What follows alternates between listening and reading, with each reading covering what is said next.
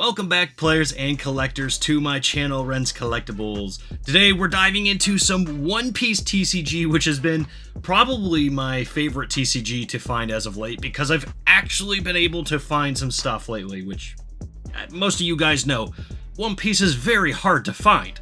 But we went out, we got some stuff. I've done some shorts opening, let me find them, some of these treasure booster packs here. We're not opening this today. However, we are going to be taking a look at the new deck that was released with the cycle of the treasure boosters here. So we have the starter deck, 3D2Y. I don't know, 3D's crossed out for something. I am not that far into One Piece. I should preface this. I do love the show. I'm watching episodes daily, though, trying to catch up on the 100,000 episodes that exist.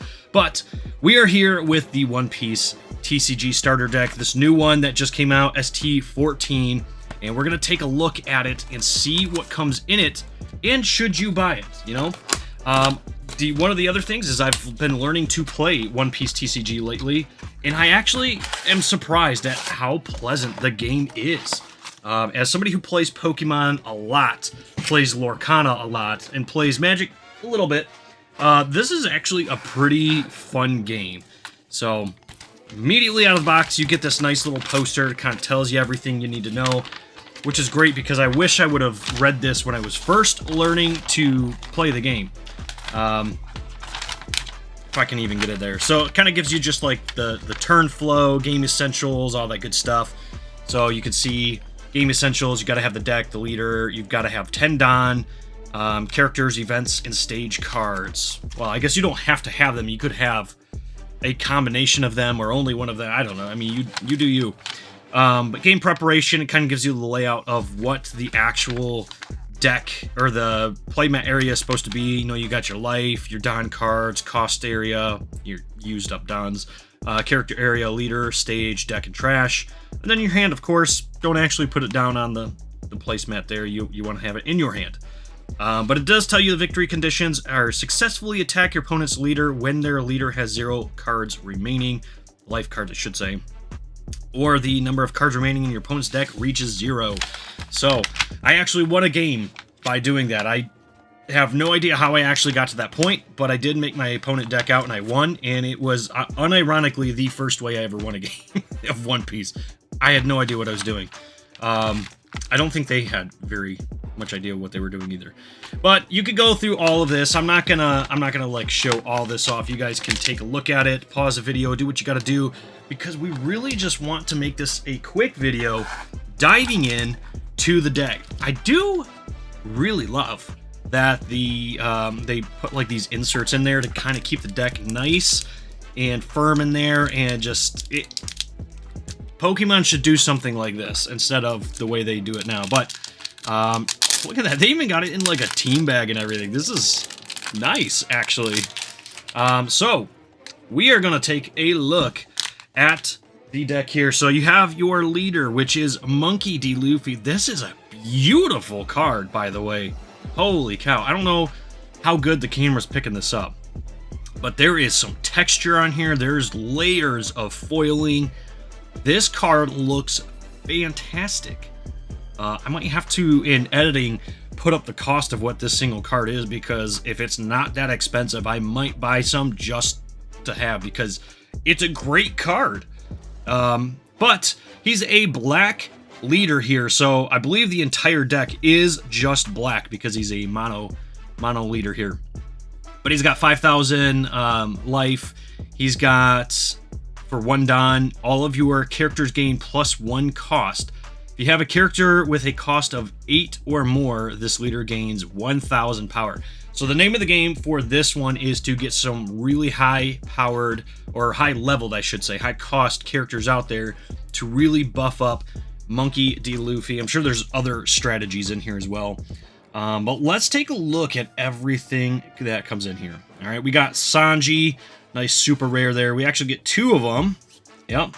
Those are really good ones too. On play, if you have a character with a cost of 6 or more, KO up to one of your opponent's characters with a cost of 5 or less. That's awesome. You play him, and then you go, hey, I got a character of 6 or more out there. I'm going to knock out one of your weaker guys, and just like a free knockout. kind of board removal there. I like that. It's almost kind of control-y. I like it. I like it. We have the Nami, Moody Nami at that. 2 of those as well. Really good blocker, so she's got the blocker ability, and then on play, if you have 6 or less cards in your hand and a character with a cost of 8 or more, draw 1 card. So good, could be good card draw ability. It looks like the name of the game is going to be get characters with cost of 8 or more out, or in this case 7, because then you can spend 1 Don to activate Monkey D. Luffy's ability to bump them up to 8. So it kind of makes it a little bit nicer. All right, we got some Usopp in here. Usopp, not Usopp. It's Usopp. 4 copies of him. For 1 Don, 1 attacking. If you have a character with cost of 8 or more, KO up to one of your opponent's characters with a cost of 4 or less. So he's like a less efficient Sanji.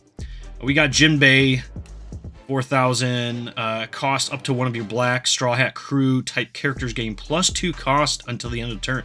So there you go. Like this right here. Bump that up with, is Nami? Oh, Nami's not, never mind. I was thinking Nami was 6 for some reason on her cost. I keep saying cost, that's life. It's not cost. The cost is this up in the corner. But we got 4 of those. We've got Tony Chopper. He doesn't really have anything. He's just a Straw Hat Crew, but he's a 4 cost. So it's not terrible. Here we go, Nico Robins. This is one you could use on. So if you had Nico Robins out, and then, you know, next turn you play out Jinbei up to one of your black Straw Hat character or Straw Hat Crew characters, gain +2 cost until the end of turn. She then becomes an 8 cost, and then you can do all the things, right? So that's kind of like the name of the game right here for the deck. But you're gonna get a couple version or a couple cards of Nico Robin for means pretty standard.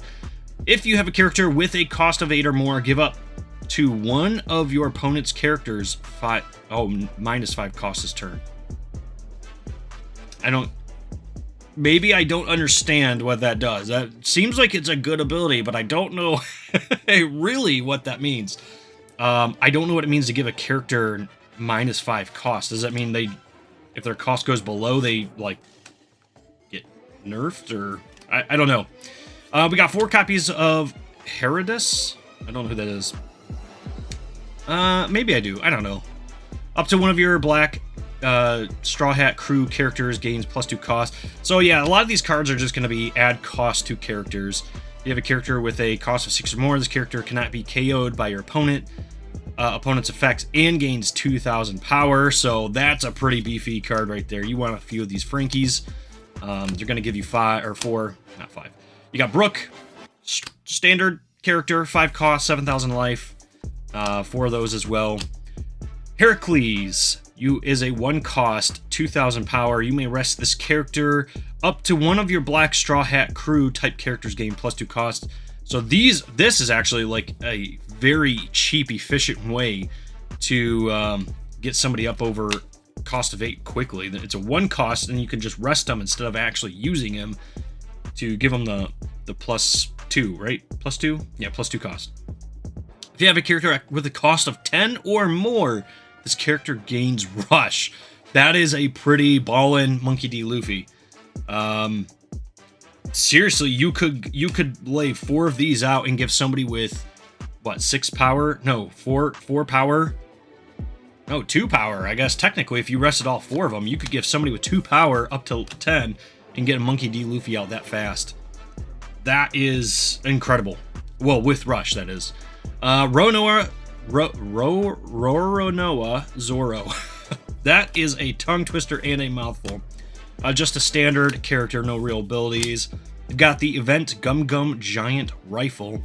So to counter, if you have a character with a cost of 8 or more, up to one of your leader or character cards gain 3,000 power this turn. So that's actually really good. That's a good counter card right there. We also have another event, Gum Gum Diable 3-sword style Moten Jet 600-pound Phoenix Cannon.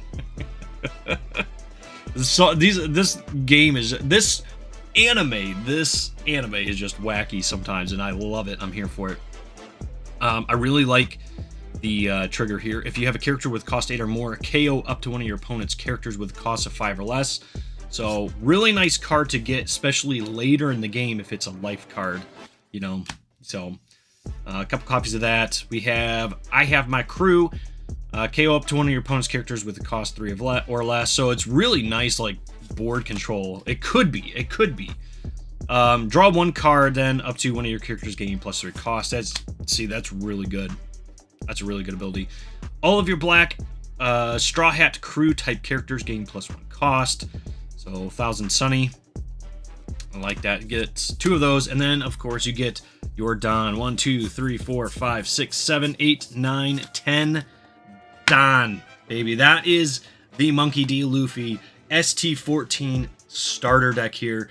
Overall, I think this is going to be a really good deck. I have heard some people that I play with talk about this is a really good out-of-the-box starter deck. I personally have not played with it yet. You obviously just seen me open it up.